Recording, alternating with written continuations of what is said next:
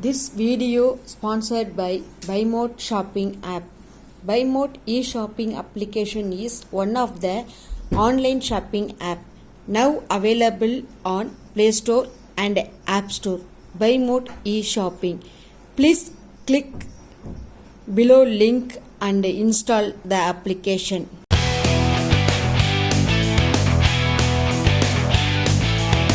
வணக்கம் நண்பர்களே, இன்னைக்கு நாம கண்ணதாசன் அவர்கள் சொன்ன ஒரு குட்டி கதை பற்றி தான் பார்க்க போறோம். நாம் ஏன் கோபத்தில் சத்தம் போடணும், கோபம் வந்தா என்ன செய்வோம், யார் மேல நமக்கு கோபமோ அவங்க கிட்ட சத்தம் போட்டு சண்டை பிடிப்போம், இல்லை என்றால் பேசாம அமைதியா இருந்துடுவோம். ஆனா எப்பவாவது யோசிச்சிருக்கோமா, யார் மேல நமக்கு கோபம் வந்தாலும் அவர்கள் நமக்கு மிக அருகில் தானே இருக்கிறாங்க. எதுக்காக ஊருக்கே கேட்கிற மாதிரி சத்தம் போடணும்? சொல்ல வேண்டியதை மெதுவாக சொன்னாலே அவங்களுக்கு கேட்குமே. நானும் யோசிச்சதில்லைங்க.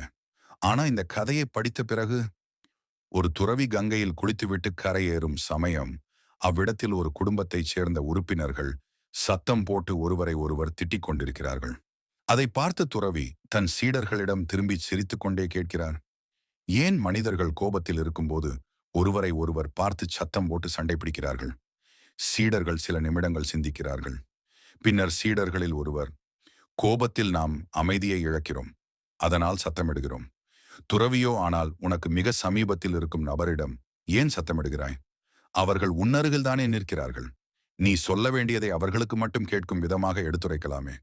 ஒவ்வொரு சீடரும் ஒரு காரணம் சொல்கிறார், ஆனால் எந்த காரணத்திலும் அடுத்தவர்களுக்கு உடன்பாடில்லை. கடைசியாக துறவி பதில் கூறுகிறார், எப்பொழுது இரு மனிதர்கள் ஒருவர் மீது ஒருவர் கோபம் கொள்கிறார்களோ அப்பொழுதே அவர்களின் மனங்கள் இரண்டும் வெகு தொலைவுக்கு சென்று விடுகிறன. எனவே தூரத்தில் இருக்கும் மனதுக்கு கேட்க வேண்டும் என்பதற்காகவே சத்தமிடுகிறார்கள்.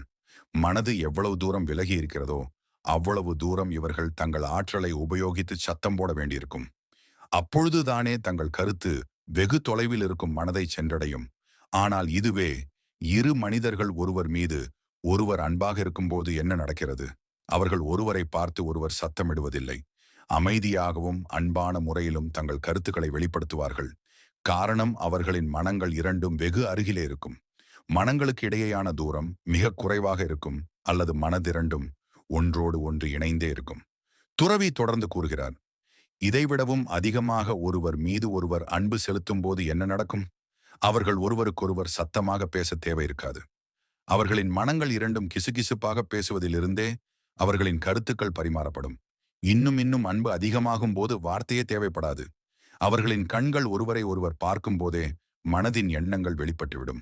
மனதின் தொலைவை அதிகப்படுத்தும் வார்த்தைகளை பயன்படுத்தாதீர்கள். அப்படியே தொடர்ந்து பயன்படுத்தி வந்தால் ஒரு நாள் உங்கள் மனங்கள் இரண்டின் தூரம் கொஞ்சம் கொஞ்சமாக அதிகமாகி கடைசியில் ஒன்று சேரும் பாதையே அடைக்கப்பட்டுவிடும் நிலை வந்துவிடும். யாரோ எழுதியதை படித்தேன், யான் பெற்ற இன்பம் பெற வேண்டும் நீங்கள் என்று எண்ணி பகிர்கிறேன்.